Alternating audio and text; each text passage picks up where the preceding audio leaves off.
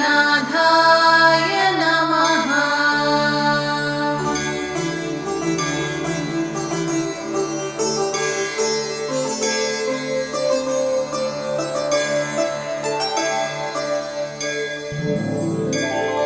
श्री साई सर्वसाईश पूर्वा संध्या प्रवर्तते।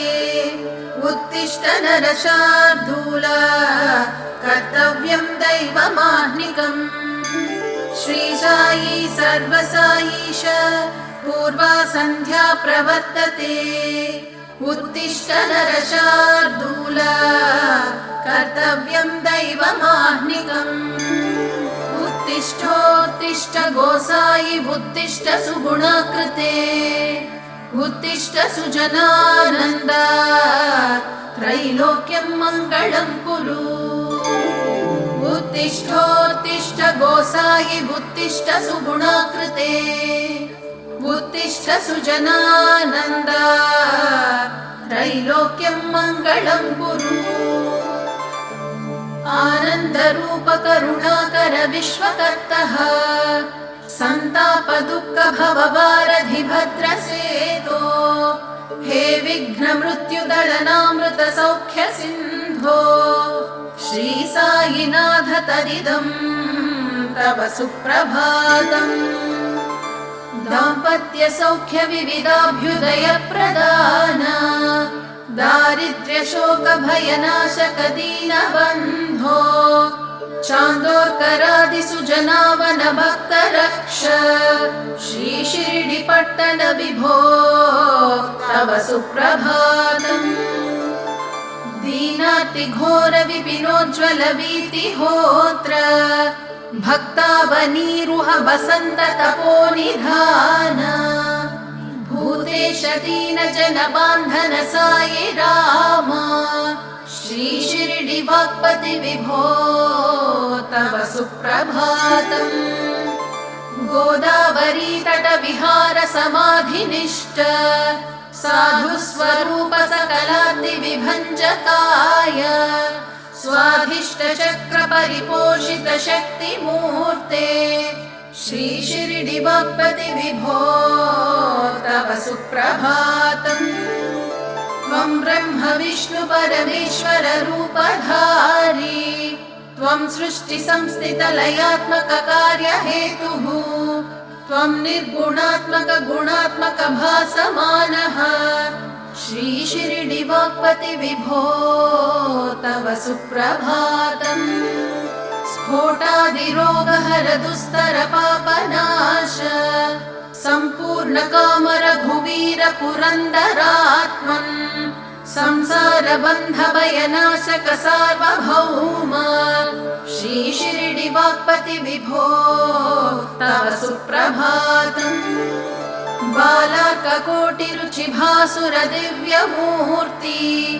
बूटी गृहान्तर विराजित कृष्णमूर्ते।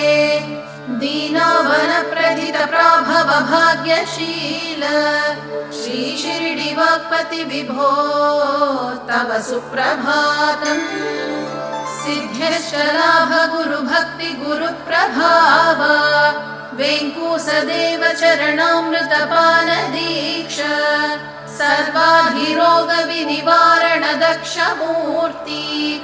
श्री शिर्डी वाक्पति विभो तव सुप्रभातम्। वेदान्त सूर्य किरणोज्ज्वल साईनाथ। वेदान्त वेद्य हृदयान्तर वैभव श्री। मुग्ध स्मिताञ्चित मनोज्ञ मुखेन्दु बिम्ब। श्री शिर्डी वाक्पति विभो तव सुप्रभातम्। हे देव देव महिमान्वित शिर्डीनाथ श्रीराम कृष्ण विविधात्मक वासुदेव। सर्वज्ञ सर्वजन पोषक हे दयाळो। श्री शिर्डी वाक्पति विभो तव सुप्रभातम्। पूर्णस्वरूप पुरुषोत्तम ब्रह्मनिष्ठ।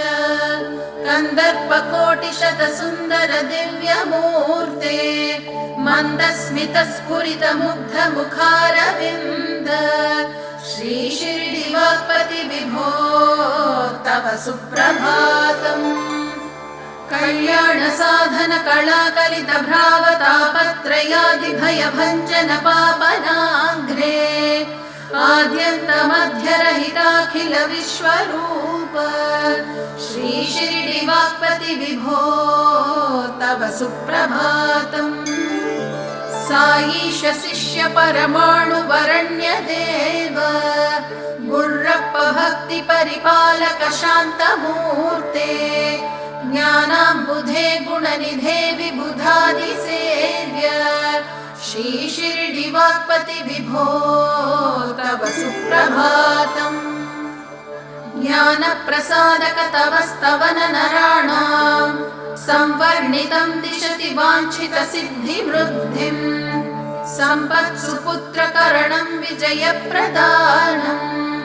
श्री शिरडिवाक्पति विभो तव सुप्रभातम् प्रतिग्राम समुद्भूतं द्वारकामायि वासिनम् भक्ताभीष्टप्रदं देवं सायिनाथं नमाम्यहम् महोन्नतकुले जातं क्षीराम्बुधिसमे शुभे द्विराजं तमोघ्नं तं सायिनाथं नमाम्यहम् जगदुद्धारणार्थं यो नररूपधरो विभुः योगिनं च महात्मानं सायिनाथं नमामि तम् साक्षात्कारं च यो लेभे स्वात्मा रामो गुरोर्मुखात् निर्ममं मनुगात्रं च सायिनाथं नमाम्यहम् यस्य दर्शनमात्रेण नश्यन्ति व्याधिकोटयः सर्वपापः प्रणश्यन्ति सायिनाथं नमामि तम् नरसिंहादिशिष्याणां ददौ योऽनुग्रहं गुरुः भवबन्धारिहर्तारम् सायिनाथं नमाम्यहम् धनधान्यं दरिद्राण्यः समदृष्टेन पश्यति करुणासागरं देवं सायिनाथं नमाम्यहम् समाधिस्थोऽपि यो भक्ता नवतीर्था ददा सतम् अचिन्त्यमहिमानन्तम् सायिनाथं नमामि तम् समाधिस्थोऽपि यो भक्ता नवतीर्था ददा सतम् अचिन्त्यमहिमानन्तम् सायिनाथं नमामि तम् श्रियधीराय कल्याणनिधये निधयेर्दिनाम् श्री शिरडि सुनिवासाय श्री बाबाय मङ्गलम् श्रियधीराय कल्याणनिधये निधयेर्दिनाम् श्री शिरडि सुनिवासाय श्री बाबाय मङ्गलम् देवेन्द्र विभुमालोक सुद्रूपि भ्रमचक्षुडी चक्षुडी सर्वलोकानां श्री बाबाय मङ्गलम् श्री शिरडिवास देवेश मङ्गलाभरणाङ्घ्रिये मङ्गलं निवासाय श्री बाबाय मङ्गलम् सर्वावयव सौन्दर्य सम्पदा सर्वचेतसा सदा सम्मोहनायास्तु श्री बाबाय मङ्गलम् नित्याय निरवध्याय सत्यानन्द चिदात्मने सर्वान्तरात्मने श्रीमन् श्री बाबाय मङ्गलम् स्वतः सर्वविदे सर्वशक्तये सर्वशेषिणे सुलभाय सुशीलाय श्री बाबाय मङ्गलम् परस्मै ब्रह्मणे पूर्णकामाय परमात्मने प्रयुञ्जे परतत्त्वाय श्री बाबाय मङ्गलम्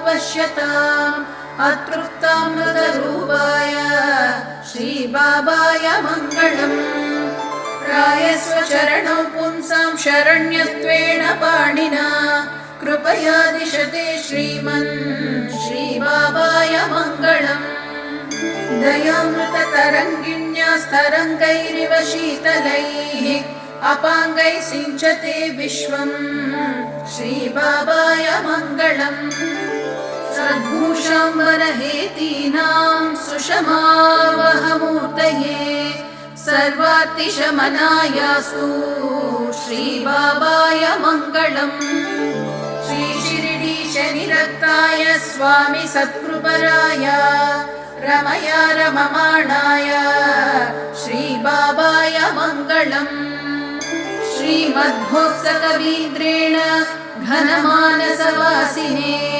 सर्वलोकनिवासाय श्रीबाबाय मङ्गलम् मङ्गलाशासनपरैर्मदाचार्य पुरोगमैः सर्वैश्च पूजिताचार्यैः सत्कृतायास्तु मङ्गलम्।